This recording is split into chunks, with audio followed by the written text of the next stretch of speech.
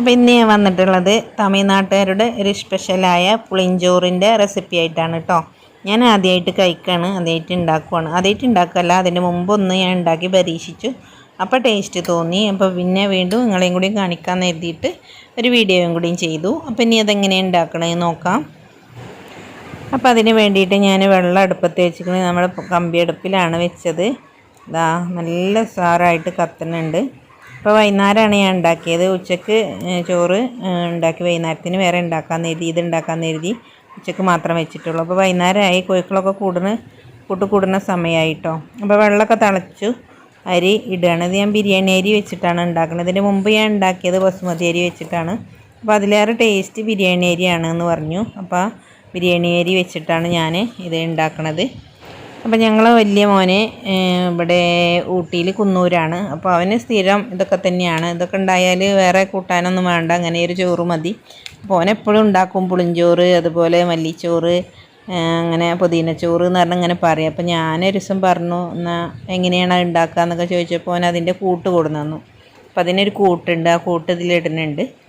അപ്പോൾ ആ ചോറ് അരി ഇട്ടു വേകട്ടെ. അപ്പോൾ ഇതാ വൈകുന്നേരമായി തുടങ്ങി, പാടത്തൊക്കെ ഇരുട്ടായി തുടങ്ങി, കോഴിക്കളൊക്കെ കൂടി. അപ്പോൾ ചോറ് അടുപ്പിൽ വെച്ചിട്ടുണ്ട്.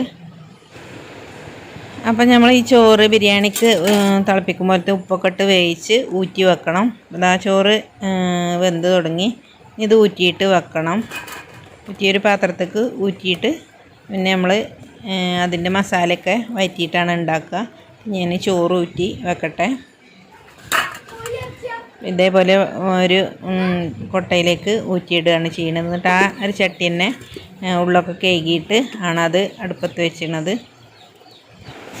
അപ്പോൾ ചട്ടി ചൂടായിട്ട് വെള്ളമൊക്കെ വറ്റിയിട്ട് അതിലേക്ക് നെയ്യും ഓയിലും കൂടിയാണ് ഒഴിച്ചു കൊടുത്തത്. എന്നിട്ട് അതിലേക്ക് സവാള വഴറ്റുകയാണ് ചെയ്തത്. അപ്പോൾ ഞാൻ മോന് വരുന്ന ദിവസം കൂടിയാണ് ഉണ്ടാക്കിയത്. രാത്രി വരുന്നുണ്ടെന്ന് പറഞ്ഞപ്പോൾ എന്നാൽ അതിന് ടേസ്റ്റ് ഇങ്ങനെ തന്നെയാണോ എന്നറിയാൻ വേണ്ടിയിട്ട് ഓൻ വരുന്ന ദിവസം തന്നെ ഞാൻ ഉണ്ടാക്കിയത് കേട്ടോ. അപ്പോൾ ആ എണ്ണ ചൂടായി, ഓയിലും നെയ്യും കൂടി ചൂടായി, അതിലേക്കാണ് ആ ഉള്ളി ഇട്ടത്. ഇപ്പോൾ ഇതാണ് അതിൻ്റെ മസാല. അത് അവൻ കൊടുന്നു തന്നാണ്, തമിഴ്നാട്ടിലുള്ള മസാലക്കൂട്ടാണത്. പുളിഞ്ചോറിൻ്റെ മസാലക്കൂട്ടാണ് കേട്ടോ. അപ്പം ഇത് ഒരു പാക്കിന് 10 രൂപയാണ്. ഇതൊരു 350 ഗ്രാം അരിക്കുള്ളതാണ് ഒരു പാക്ക്. അപ്പോൾ 2 പാക്ക് ആണ് ഞാൻ എടുത്തിട്ടുള്ളത്. അതിനുള്ള അരി ഞാൻ എടുത്തിട്ടുണ്ട്. അപ്പോൾ ഉള്ളിയൊക്കെ വഴന്ന് വന്നിട്ട് ഈ ഒരു ഉള്ളി ഏകദേശം വഴന്നിട്ടുള്ളൂ, നല്ലോണം വഴന്നിട്ടില്ല. ഈ ഒരു മസാലക്കൂട്ടും അതിലേക്ക് ഇട്ടു. അപ്പോൾ അതിൻ്റെ ഉള്ളിൽ പരിപ്പ്, കടല, നമ്മുടെ നിലക്കടല ഉണ്ടല്ലോ അത്, അങ്ങനത്തെയൊക്കെ ഐറ്റംസാണ്. പിന്നെ കുറേ മസാല, കായത്തിൻ്റെ ഒരു ടേസ്റ്റൊക്കെ ഉണ്ട്, പിന്നെ പുളിൻ്റെ ഒരു ടേസ്റ്റ് ഉണ്ട്, അങ്ങനെയൊക്കെ ഉണ്ട് കണ്ടിട്ട്. അപ്പോൾ എന്നിട്ട് അതും കൂടി ആ എണ്ണയിലിട്ടിട്ട് വഴറ്റിയെടുക്കുക. ആ പരിപ്പൊക്കെ ഒന്ന് ആ എണ്ണയിൽ കിടന്നിട്ട് ഒന്നിട്ട് വഴന്ന് കിട്ടണം, പരിപ്പും കടലയൊക്കെ. പിന്നെ നമുക്ക് എന്തുണ്ടാക്കുമ്പോഴും കറിവേപ്പും മല്ലിച്ചപ്പൊക്കെ ഇടണമല്ലോ. അപ്പോൾ അതും കൂടി ഞാനിതിൽ ചേർക്കണുണ്ട്, നമ്മളൊരു ടേസ്റ്റിന് വേണ്ടിയിട്ട്. അപ്പോൾ ഇതിൽ വെറും ഓയിൽ മാത്രമേ ചേർക്കാൻ പാടുള്ളൂ, നെയ്യ് ചേർക്കാൻ പാടില്ല. അവന് വന്ന് ടേസ്റ്റ് ചെയ്തപ്പോൾ പറഞ്ഞതാണ്, നെയ്യ് ചേർത്താൽ ബിരിയാണീൻ്റെ ആ ഒരു ടേസ്റ്റ് വരും. അപ്പോൾ നെയ്യ് ചേർക്കൂല, വെളിച്ചെണ്ണ ചേർത്താൽ മതി, ഓയിലോ വെളിച്ചെണ്ണ ചേർത്താൽ മതി എന്ന് പറഞ്ഞു. അപ്പോൾ ഞാൻ കഴിച്ചപ്പോൾ പറഞ്ഞു ബിരിയാണീൻ്റെ ഒരു ടേസ്റ്റ് ഉണ്ട് എന്ന്. അപ്പോൾ ഇങ്ങനെ ചേർക്കുമ്പോൾ ഓയിൽ മാത്രമാണ് ചേർക്കുക എന്ന് പറഞ്ഞു. അപ്പോൾ അത് നല്ല പിന്നെ ടേസ്റ്റ് തന്നെ ഉണ്ടായിന് കേട്ടോ. അപ്പോൾ ഞാൻ വീഡിയോ ചെയ്യാൻ വൈകിയതാണ്. അപ്പം ഇതിലേക്ക് കറിവേപ്പിട്ടു, മല്ലിച്ചപ്പിട്ടു. ഇനി ഇതിലേക്ക് ഊറ്റി വെച്ച ചോറ് ഇട്ട് ഇളക്കുകയാണ് ചെയ്യുന്നത്. ഇങ്ങനെ ഉണ്ടാക്കിയ ചോറ് നമുക്ക് ഒരു ദിവസം യാത്ര പോകുമ്പോഴൊക്കെ കൊണ്ടുപോകാനും ഒക്കെ പറ്റും, കേടുവരൊന്നുമില്ല ഇങ്ങനെ ഒരു ചോറ്. ഞാൻ പിന്നെ യൂട്യൂബിലൊക്കെ അടിച്ച് നോക്കിയിരുന്നു തമിഴ്നാട്ടിലെ ആ ഒരു ചോറ്. അപ്പോൾ അവരൊക്കെ പിന്നെ ഇതേപോലെ പരിപ്പും ഇതൊക്കെ ചൂടാക്കി, മല്ലി മുളകൊക്കെ ചൂടാക്കിയിട്ട് പൊടിച്ച് ആ മസാല ഉണ്ടാക്കണൊക്കെ രീതിയിലൊക്കെ കണ്ടത്. അപ്പോൾ എനിക്കിങ്ങനെ എല്ലാം കൂടി ഉണ്ടാക്കിയ മസാല കിട്ടിയപ്പം ഈസിയായി, അങ്ങനെ ഉണ്ടാക്കിയതാണ്. അപ്പോൾ അതിലേക്ക് പിന്നെ നമുക്ക് കറിയോ ഒന്നും വേണ്ട, നല്ല എരിവും ഒക്കെ ഉള്ളൊരു ചോറാണ്. കടലയും പരിപ്പൊക്കെ ഉള്ളതാണ്. അപ്പോൾ ഒന്നുമില്ലാതെ നമുക്കൊരു പപ്പടം കൂട്ടി കഴിച്ചാലും മതി, തൈരോ ചമ്മന്തി ഒന്നും വേണ്ട. ചില വീഡിയോയിൽ പുളി കലക്കി ഒഴിക്കുന്നുണ്ട്, ഞാൻ പുളി കലക്കി ഒഴിച്ചിട്ടില്ല, വേണമെങ്കിൽ ഒഴിക്കാം. പിന്നെ നമ്മളെ മലയാളികൾക്ക് ഇങ്ങനത്തെ ഏത് ചോറാണെങ്കിലും ചിക്കനും ബീഫൊന്നും ഇല്ലാതെ നമുക്ക് ഇറങ്ങൂല. അപ്പം ഞാനിതിലേക്ക് ഒരു മുട്ട റോസ്റ്റൊക്കെ ഉണ്ടാക്കി വെച്ചിട്ടുണ്ട്.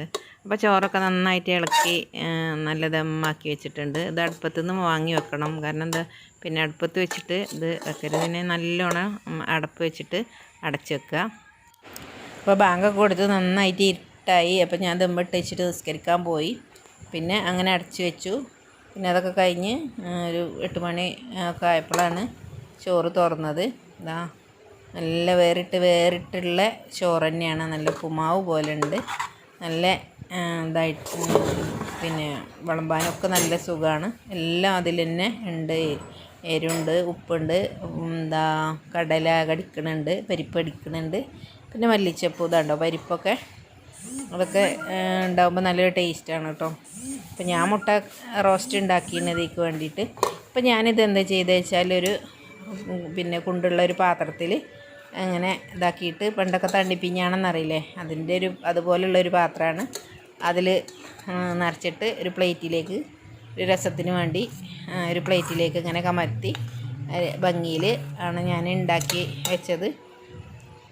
അപ്പോൾ ഇനി എപ്പോഴെങ്കിലും തമിഴ്നാടൊക്കെ പോകുമ്പോൾ ഇതിൻ്റെ ഒരു മസാല വാങ്ങിയിട്ട് കൊണ്ടുവന്നിട്ടൊന്ന് ഉണ്ടാക്കി നോക്കുകൊണ്ട്. പിന്നെ യൂട്യൂബിൽ അടിച്ചാൽ കിട്ടും ഇതിൻ്റെ മസാല. നമ്മളെ മല്ലി, മുളക്, മഞ്ഞൾ, പരിപ്പ്, കടല അതൊക്കെ തന്നെയാണ്. അതിൻ്റെ മസാല ഉണ്ടാക്കുന്ന വീഡിയോ ഒക്കെ ഓലെ പിന്നെ ചാനലിലുണ്ട് കേട്ടോ. പിന്നെ ഈ തമിഴ് ചാനലിൽ അടിച്ചു കൊടുത്താലുണ്ട്. എനിക്കിങ്ങനെ മസാല കിട്ടിയപ്പം ഈസി ആയിട്ട് ഉണ്ടാക്കാം. അപ്പോൾ മുട്ടക്കറി മുട്ട റോസ്റ്റും കൂട്ടി കഴിച്ചു. അപ്പോൾ ഇൻഷാ അല്ലാഹ് അടുത്തൊരു വീഡിയോയുമായി വീണ്ടും കാണാം. Thank you.